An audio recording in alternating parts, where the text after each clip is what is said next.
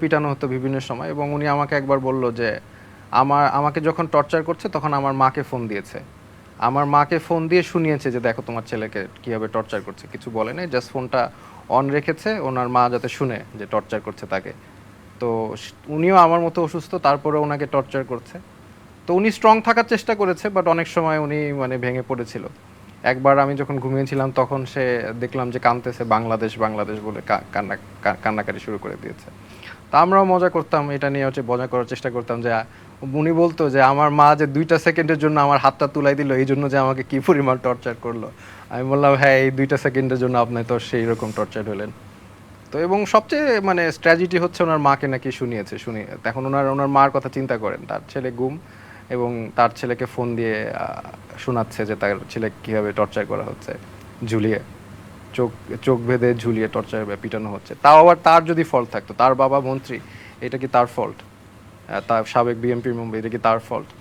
একটা জিনিস আমাদের অ্যাড করতে হবে যে আমরা মডার্ন, আমি অ্যাডভান্স ইন্টারোগেশনের বইটই আমি পড়েছি, ইন্টারোগেশন, এবং আমরা জানি যে torture is a ineffective method of finding the truth. এটা হচ্ছে অ্যাজ আ ম্যাটার, এটা ইন্টারন্যাশনালি রেকগনাইজ যে টর্চার করে কাউকে সত্য কথা বলানো যায় না। বিভিন্ন পদ্ধতি আছে, ইন্টারোগেশন পদ্ধতি আছে, প্রশ্ন পদ্ধতি আছে, প্রশ্ন দিয়ে বোঝা যায় সে সত্য কথা বলছে কিনা, তার যে ডিসক্রিপশন ঘটনার সেগুলো দিয়ে বের করা যায়।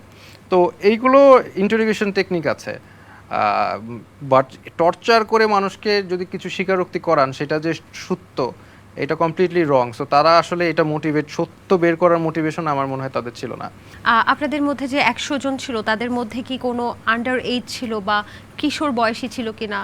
ওই যে একটা, আপনারা তো একজন চিনেন 17 বছর যে ছেলেটাকে নিয়ে নেওয়া হয়েছিল, একটা ছেলেকে 17 বছরের, মিডিয়াতে এসেছিল যে এত কম বয়সে 17 বছরের ছেলেকে কেন, যে সাকিব আল হাসানের টি-শার্ট পরেছিল যে ভাইরাল হলো, আমি সেটা এক্স্যাক্টলি জানি না, বিকজ আমি তো তখন ঘুমছিলাম। বাট আই নো যে একজন 17 বছর ছেলেকে হচ্ছে নিয়ে আসা হয়েছে, ওর সাথে মিট হয়েছে, ওকেও মারা হয়েছে। আর এছাড়াও আবারও 14 বছর কয়েকজন ছেলেকে আনা হয়েছিল, আবার তাদেরকে ছেড়ে দেওয়া হয়েছিল, তাদেরকে টর্চার করা হয়নি।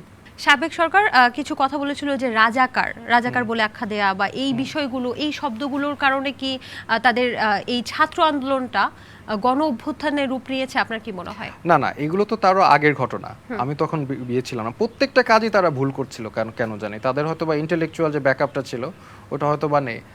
যেমন ছাত্রলীগকে বলা হয়েছে স্টুডেন্টদেরকে আক্রমণ করা, এটা তো কোনো মন্ত্রী কোনোদিন করতে পারে না, এটা তো মানে ইম্পসিবল, একটা ইনস্যানিটি একটা, এটা করেছে। তারপরেও তারা অ্যাপোলোজাইজ আসলে এভাবে করেনি, তারপরে রাজাকার ডাকলো। তো প্রত্যেকটা কাজ তারা ভুল করছিল। বাট দেখা যাচ্ছে গণ অভ্যুত্থানটা কখন হলো, যখন আমাদের মতো লোকজনকে ধরা শুরু করলো, যারা আসলে কোনো কিছু করে নাই, যারা সাপোর্ট করেছে, স্ট্যাটাস দিয়েছে, এই ধরনের লোককে যখন গুম করা শুরু করলো, তখন এরপর থেকে গণ অভ্যুত্থানের জিনিসটা রূপ নিল, এক দফায় চলে গেল। আপনি ঠিক কবে মুক্তি পেলেন তারপর? এক্স্যাক্টলি তো মনে নেই, খুব সম্ভবত 7 তারিখের, অগস্টের 7 তারিখে এরকম টাইমে হবে।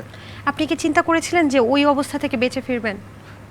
না না, আমি কি হবে আমার আমার কোনো মানে ইয়েই ছিল না, মানে আমি জানতাম না আমার কি হবে। আমি আমার ফি সাবিনিল্লাহ আল্লাহর উপর ছেড়ে দিয়েছি, এবং আমার যা হবে সেটা তো হবে। আমি তো মানে এই অবস্থায় যদি আমি মারা যাই তাহলে তো ভালোই। এবং আমি এই জিনিসটা আমি ইন্সপায়ার করার জন্য যারা কান্নাকাটি করছিল ওই গুম গুম অবস্থায়, তাদেরকে কথা এটাই বলেছিলাম যে আল্লাহ, আপনারা এখানে টর্চার হলে আপনার গুনাহ মাফ হচ্ছে, তো এটা আপনার জন্য ভালো, নাকি আপনি যদি ভালো থাকতেন এবং জাহান্নামে যেতেন, ওইটা আপনার জন্য ভালো? এই যারা নির্যাতিত, তাদের দোয়া আল্লাহ কবুল করে, তাদের গুনাহ আল্লাহ মাফ করে। তো আপনি এটা একটা অপরচুনিটি হিসেবে নেন, আপনারা টর্চার হচ্ছেন, আপনাদের গুনাহ মাফ হচ্ছে, এবং ইনশাল্লাহ আপনারা এই এই উসিলায় বেহেশতেও চলে যেতে পারেন। আচ্ছা, আপনি যখন মুক্তি পেলেন আপনার মা বাবার সাথে নিশ্চয়ই দেখা হয়েছে, আপনার বোনটার সাথে দেখা হয়েছে, সেই মুহূর্তটা আসলে জানতে চাচ্ছিলাম। আমি যতটুকু জানি যে তারা খুব বেশি টেনশনে ছিল, এবং আমরা বিভিন্ন গণমাধ্যমে দেখেছি তাদেরকে বিভিন্ন জায়গায় ঘুরতে, যে আসলে আমার ছেলেটা কোথায় গেল বলতে হবে, যদি ডিবি হেফাজতে না নিয়ে যাওয়া হয় তাহলে আমার ছেলেটা আসলে কোথায়।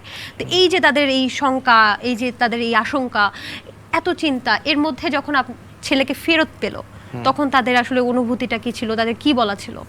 না, আমার মা বাবার সাথে ফার্স্ট তো দেখা হয় আমি যখন কোর্টে সেকেন্ড টাইম নিয়ে যায়, 6 দিন পরে, যখন রিমান্ডের পরে যখন আবার নিয়ে যায়, তখন আমাকে ছাড়া দেওয়ার একটা চেষ্টা করা হয়েছিল। তখন 6 দিন রিমান্ডের পরে তখন তাদের সাথে প্রথম দেখা হয়। তখন তো তারা দেখলাম যে মা বাবা অনেক খুব মানে মেন্টালি ব্রেকডাউন। তো তাদেরকে মানে